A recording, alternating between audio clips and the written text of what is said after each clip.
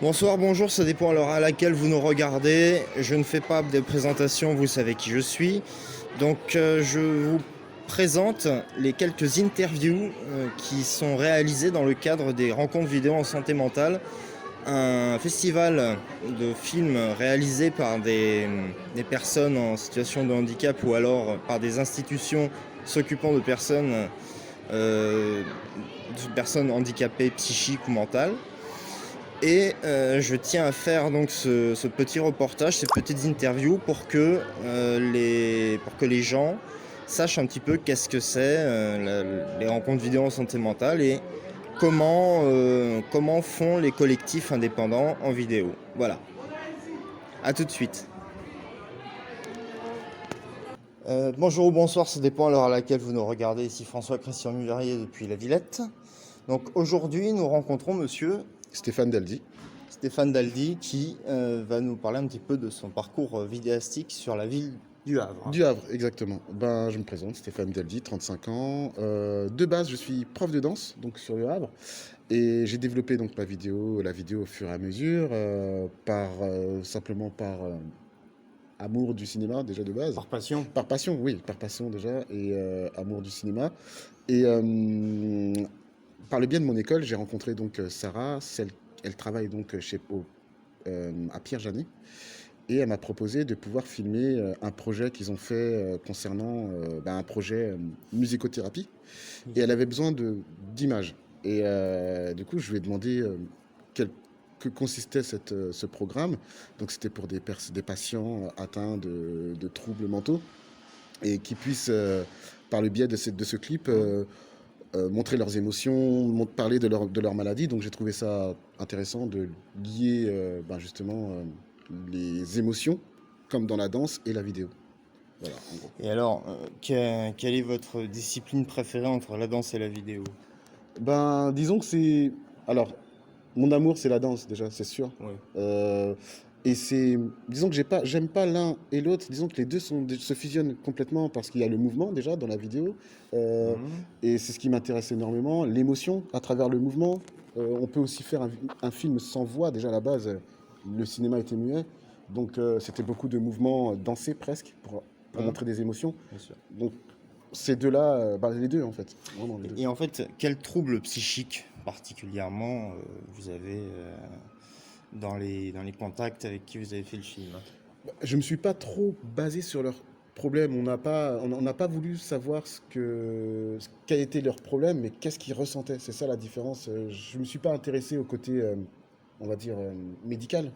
Euh, Plus le côté artistique. voilà, Comment? plus le côté artistique, comment ils peuvent exprimer un mal-être ou une Bah oui, maladie, un mal-être. un mal-être tout simplement à travers l'image.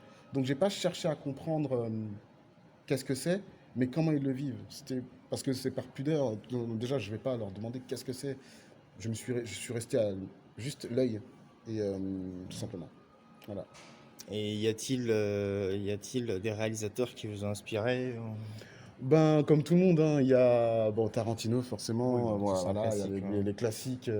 Après, je vais vous dire honnêtement, je n'ai pas de référent cinématographique. Encore une fois, parce que je regarde de tout, tous les genres. Donc j'ai pas de référent. Je m'inspire un peu de tout, hein, vraiment. Et Série Noire d'Alain Corneau, ça vous parle? Non du tout. Non. D'accord, Non du tout. je recommande ce film, hein, Allez-y, ouais, ok, pas de mais problème. je peux en faire le descriptif, je vous laisse voir. Ok, Donc maintenant, nous allons interviewer votre ami il avec n'y a qui vous avez fait pas le de souci. film. Ouais. Pas- Et puis merci donc pour cette participation à ce reportage. Moi, je vous en prie, je vous remercie aussi. J'espère que la vidéo va vous plaire également, notre Ne production. t'inquiétez pas, Très bien, tout me merci. plaît. Merci.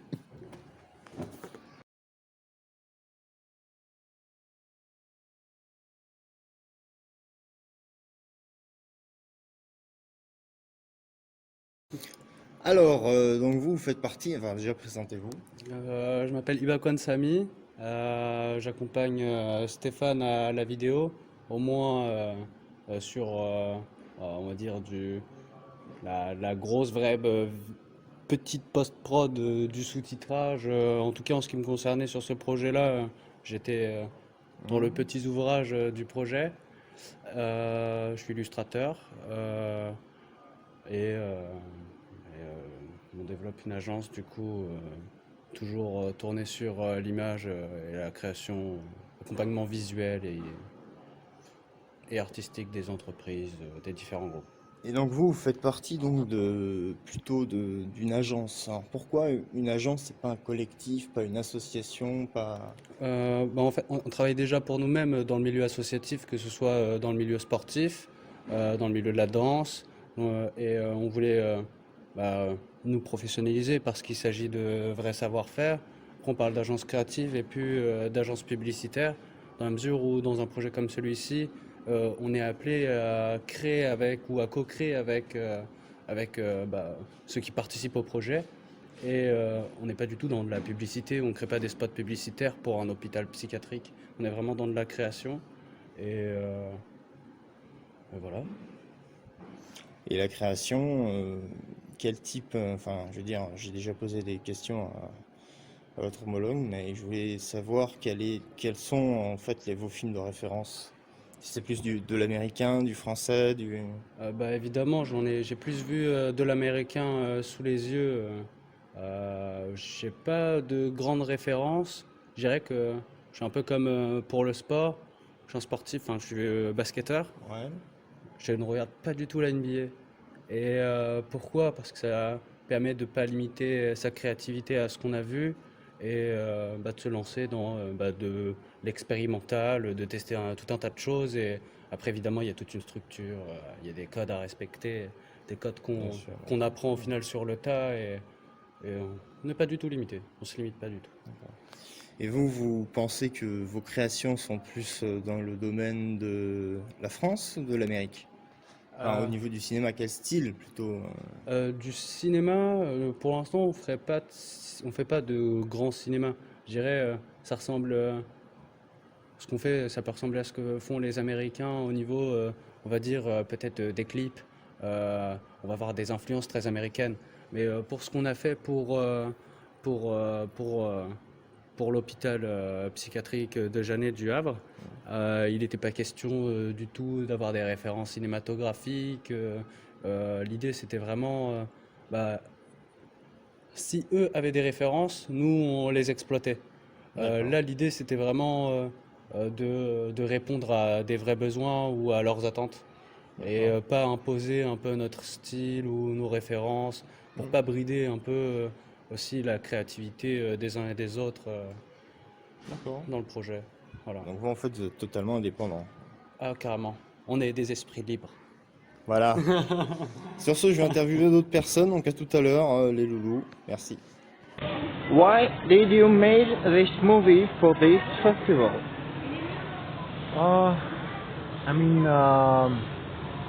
Making movies, it's something that it's when you make it, you don't know when and where this film will screen.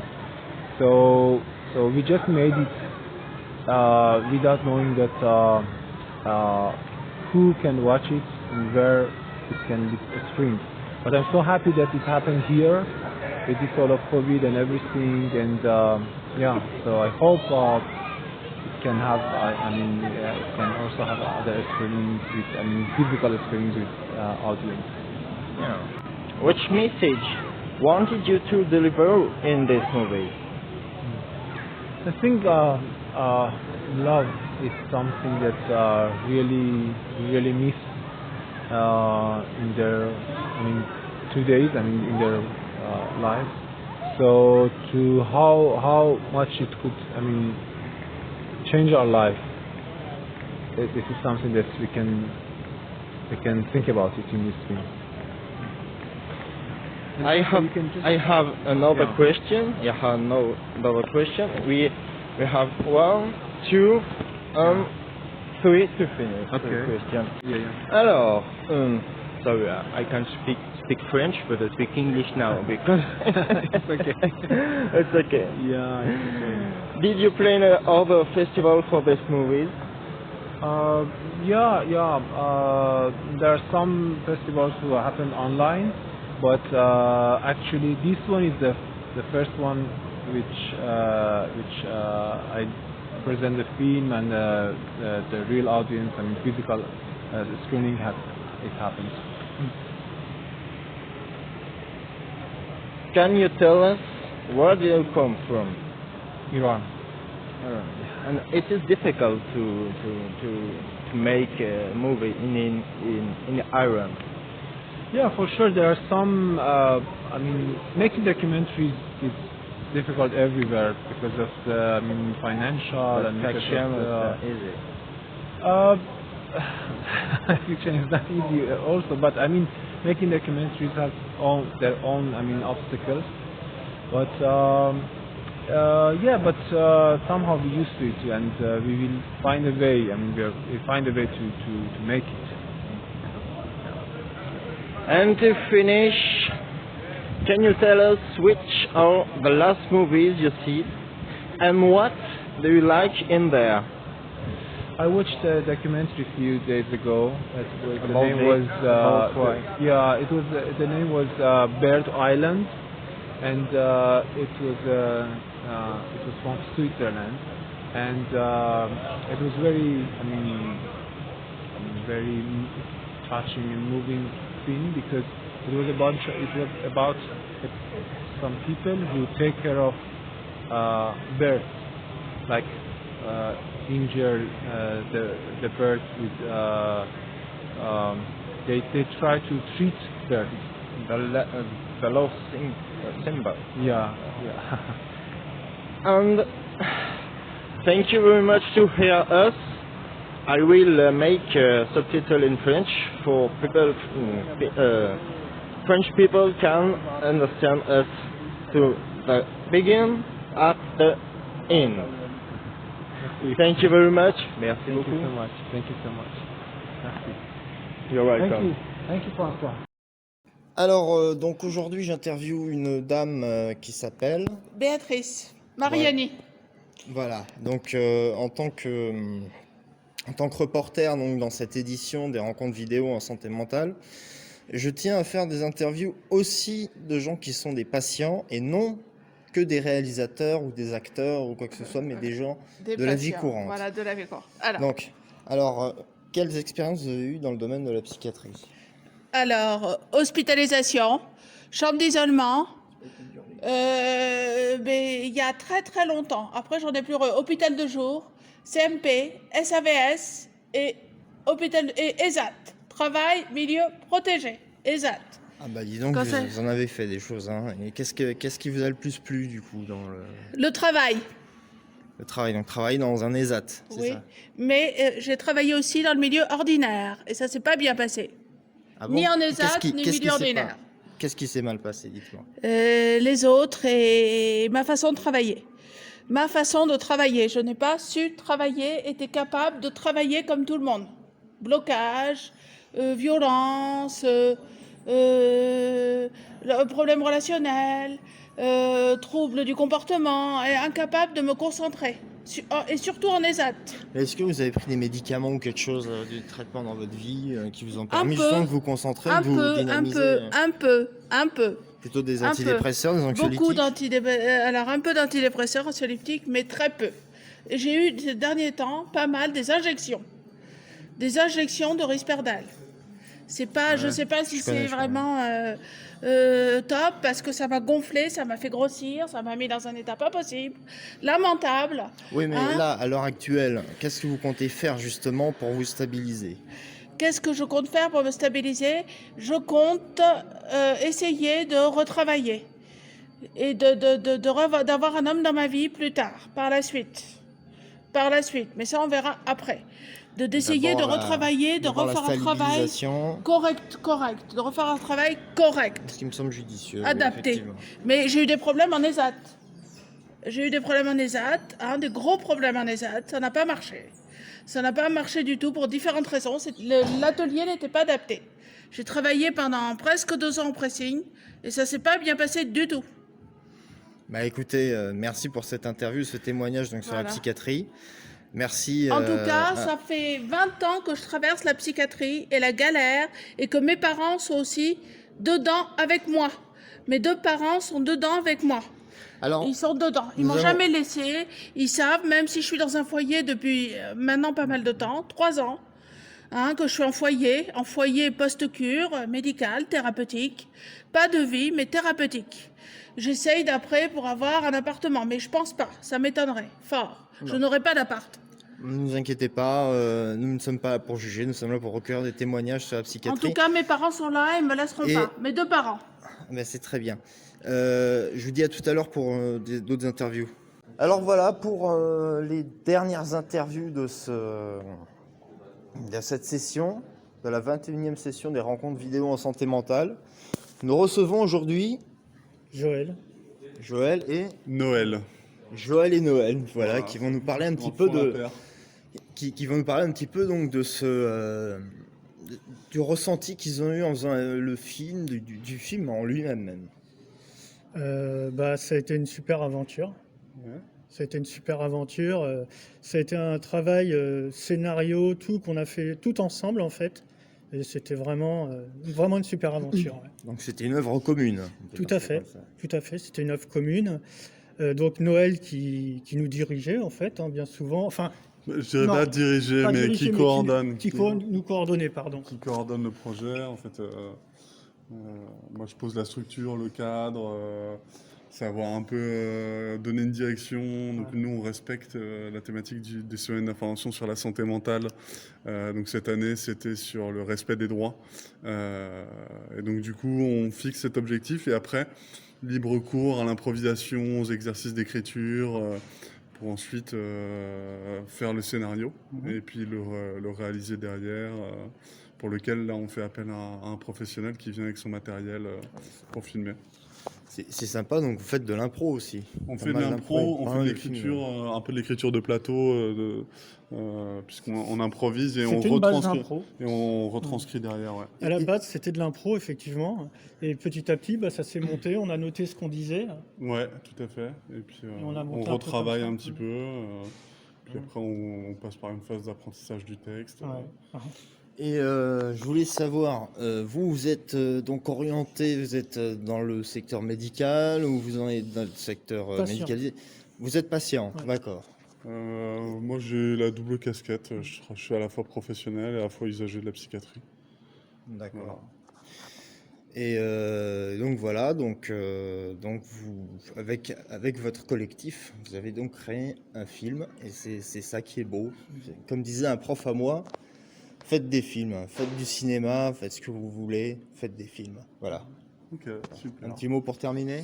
Eh ben, merci de nous avoir donné la parole. Et Ouais, moi je voudrais juste revenir un peu sur cette expérience. Je trouve que c'est au-delà de l'œuvre artistique qui est très chouette, c'est surtout une belle aventure en fait. C'est des très beaux moments, un groupe très soudé. Et, voilà, moi je suis très content de faire ce genre d'atelier, de prendre plaisir à faire ces activités-là. Ouais. À la fin, il y avait un manque justement quand ça s'est terminé, parce qu'il y avait ce fait de se regrouper toutes les semaines, de passer du temps ensemble pour travailler là-dessus. Oui, le collectif. Le collectif, l'entraide. voilà. C'est ça, ouais. Et moi, j'ai perçu un manque en fait quand tout s'est arrêté, quoi. Voilà. Ah ouais. Bah oui, c'est sûr, forcément un travail d'équipe après. Mais à savoir qu'on a quand même d'autres choses sur lesquelles on travaille avec le centre qui sont vachement intéressants. Ouais, Et ça, ouais. c'est bien de le rajouter quand même, je Tout à pense. fait. Ouais, ouais. C'est important. Ok, super. Écoutez, merci messieurs. Merci à vous. Et puis voilà, donc c'était la fin des rencontres vidéo en santé mentale, les dernières interviews. J'espère que ce reportage vous a plu. À la Cité des Sciences et de l'Industrie, merci Ariane. Donc voilà, c'est en avant pour l'année prochaine. Voilà ce que je dis en. Si les gens sont motivés, et je sais que des gens seront motivés pour ce genre d'événement, alors bonne soirée, bonne journée, ça dépend à l'heure à laquelle vous nous regardez. Et puis voilà, à l'année prochaine pour le prochain festival. Un petit bravo à François Verja. Ah ouais, quand même. Ah ouais. Pourtant, il n'y a rien de plus. Ah non, mais c'est Non. Voilà, petite félicitation à François Verja qui a réalisé un film dans ce festival. Tiens.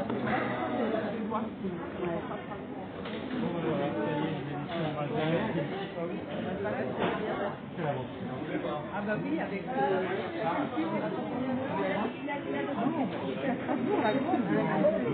autant que ce soit dans vos bureaux ou dans vos locaux. Je lui ai parlé après, je lui ai dit, mais tu veux donner tes coordonnées et l'année prochaine, tu viens chanter. Ah oui, bah oui. Ça c'est bien joué. Mais en fait, il n'y a rien enregistré là-dessus. Des fois, on fait ça. Il n'y avait pas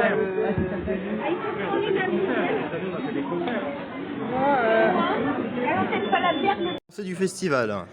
Très bien, très bien, comme chaque année. Et recommandez-vous ce festival à des personnes qui ne sont pas concernées par le sujet de la psychiatrie? Complètement. Et redécouvrir des nouvelles choses. Oui, absolument. Surtout que ça donne lieu à des films, à avoir des expériences de vie, de création qui sont vraiment formidables. Eh bien, merci. Mais je vous en prie.